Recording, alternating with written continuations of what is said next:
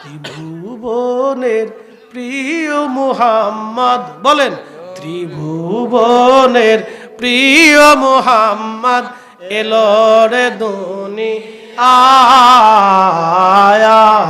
রে সাগর আকাশ বাতাস দেখবি যদি আয় রে সাগর আকাশ বাতাস দেখবি যদি ধুলির ধরা বেহেশত আজ, ঠিক কিনা?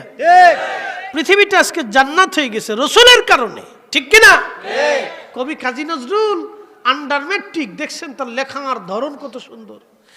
ধুলির ধরা বেহেশত আজ জয় করিল দিল রে লাজ, আজকে খুশির ঢল নেমেছে ধূসর সাহারায়